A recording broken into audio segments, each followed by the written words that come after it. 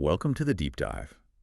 Today, we're plunging into a really fascinating area, how Confucianism, this long-standing philosophy, really shapes education across East Asia. Hmm. We're going to explore its influence on learning, teaching, the whole mindset around education in places like China, Korea, Japan, especially compared to how we might view it in the West. Right. And our aim here is to give you a clear and pretty insightful grasp of what can seem like a complex topic. Definitely. So maybe you work with international students, or you're trying to get a handle on global education trends, or maybe you're just curious. We've basically waded through a lot of research, Yeah. pulled out the key stuff for you. Exactly. We've looked at research articles on parental beliefs, educational systems themselves, the experiences of international students, Mhm. and also, the deeper historical and philosophical side of Confucianism. And the real mission, I think, for this deep dive is connecting those ancient Confucian ideas to the educational values we actually see today. We want to uncover those lasting influences, see how they're adapting now in the modern world, and maybe clear up a few common misconceptions, too. Okay, so let's start right there. Just how foundational is Confucianism? It's clearly more than just ancient history, right? Oh, absolutely. You really can't overstate it. For centuries, Confucianism has been this incredibly powerful historical cultural force in China, Korea, Japan. hmm It's shaped social norms, moral values, and crucially for us, the educational philosophies underpinning everything. It's like the cultural bedrock. And the sources we looked at really hammer this home, this deep connection. In China, for example, that emphasis on moral values, on exemplary norms, that's been tied to Confucianism in education since ancient times. Precisely. For generations, being, moral in Chinese society largely meant following customs deeply rooted in Confucian thought. And you still see these core values playing out. Like what specifically? Well, things like Ren, that's often translated as human-heartedness or Right. benevolence. Yeah. Then there's Lai. Lie. That covers a lot, doesn't it?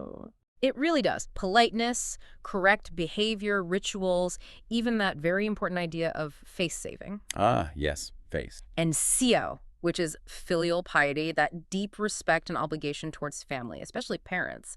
These things profoundly shape social interactions, expectations, even today. And it's not just about following rules, is it? I kept seeing this term, Junzi. What's that about? The Jinzi, yeah, that's a central idea. It represents the ideal person in Confucianism, someone morally superior, always striving for self-improvement, self-cultivation, ethical development. It's like a path.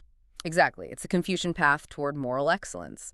And naturally, that pursuit bleeds right into educational goals and values. It's amazing how this historical weight, this focus on Confucian learning, even influenced how officials were chosen in China way back when. It wasn't just about knowing stuff. Not at all. It was about demonstrating moral character, integrity. Confucianism provided the knowledge and the ethical framework deemed essential for leadership. Okay, so that sets the stage, this deep historical root. But how does that actually play out today, in classrooms, and how people think about learning? Are those ancient principles still front and center? That's the key question, isn't it? And it's interesting because the traditional Confucian teaching philosophy, if you look at the classics, actually emphasize things that sound quite modern. Really? Like what? Respecting individual student differences, nurturing interests, encouraging discussion, independent thinking, active learning. That sounds quite progressive. But the stereotype, or at least the common perception of East Asian education is often, very exam-focused, very teacher-led, maybe even rote learning. You're right, there's definitely a tension there. That perception isn't unfounded. While the ideal emphasizes active learning, many observers point out that the systems in practice often lean heavily towards high-stakes exams. Which can lead to. Which can inadvertently push teaching towards more passive methods, more teacher-centric approaches. Think about the Suzy Jiaoyu reform in China. Right, the quality education reform. Exactly. It aimed for more well-rounded development, creativity, critical thinking. But many argue its implementation hasn't fully overcome the pressures of the exam system. It shows how entrenched those pressures are. So there's maybe a gap between the philosophical ideal and the reality on the ground in many schools. But what about parents and students themselves? What do they value?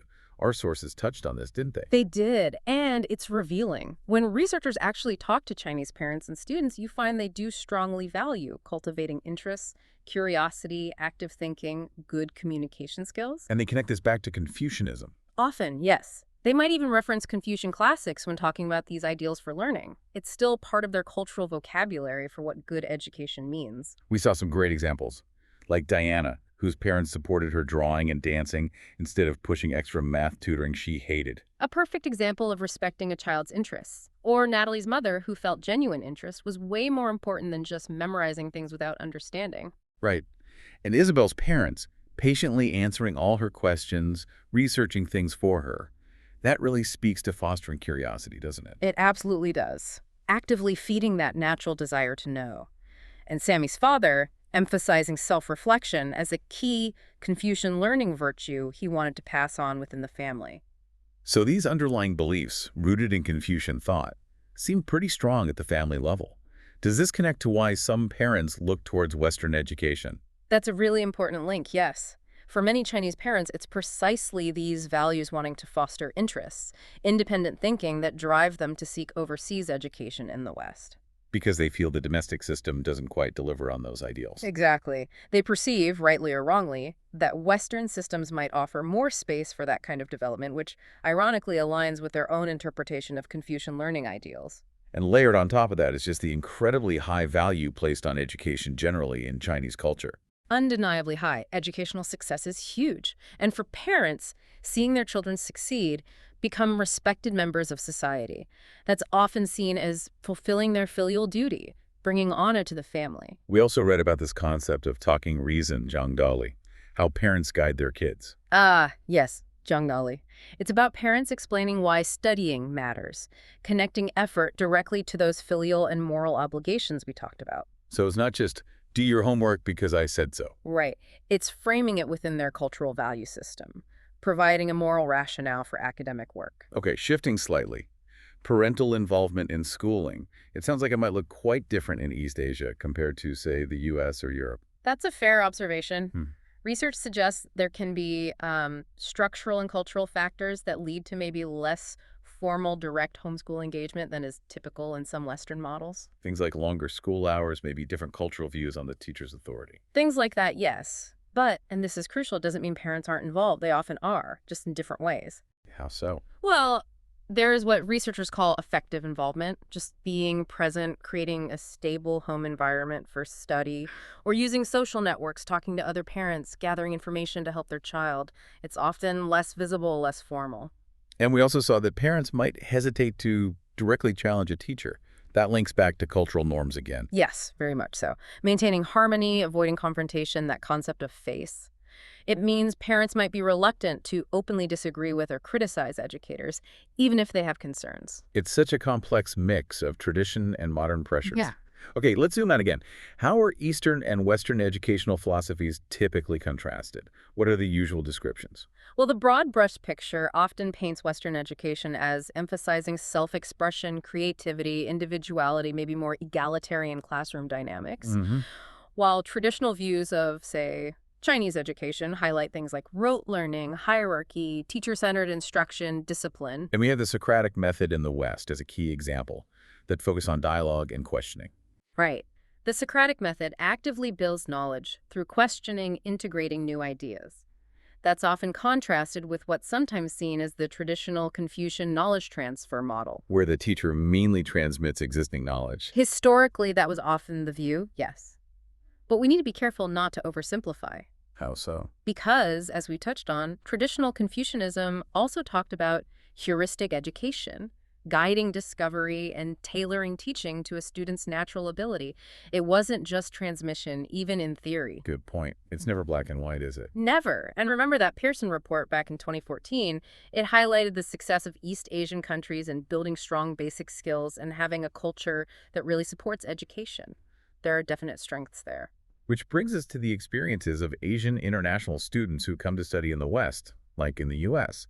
It seems many challenges they face make more sense when you look through this Confucian lens. That's a very astute connection. Yeah. Yes, a lot of the common difficulties, anxieties about English, sometimes feeling discriminated against, a real stigma around seeking mental health support. That stigma is surprising to some. It can be, but it connects back to these values, that idea of face-saving we mentioned. Right. Students might avoid asking for help, academic or personal, because they fear it brings shame on themselves, maybe even their family. And there's also an emphasis on emotional control, right? enduring hardship quietly. Exactly.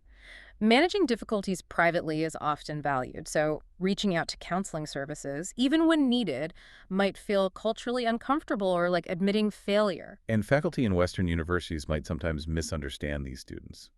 It can happen. A student being quiet in class or preferring individual work.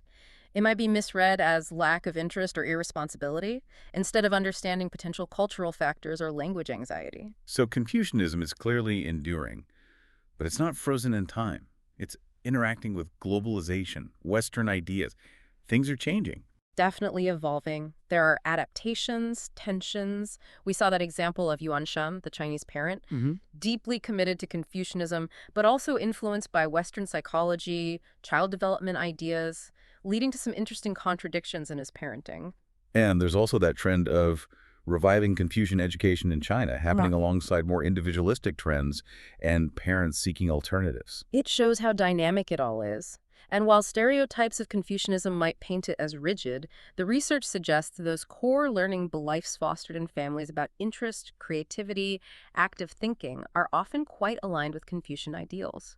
The disconnect is sometimes more with the perceived reality of the wider system. Okay, so wrapping up our deep dive, it's clear Confucianism is still this major, though definitely evolving force in East Asian education.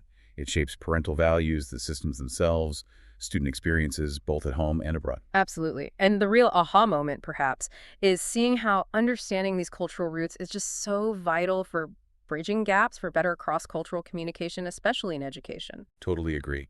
And it leaves you wondering, doesn't it? As East Asia keeps modernizing, keeps interacting with the West, Hmm.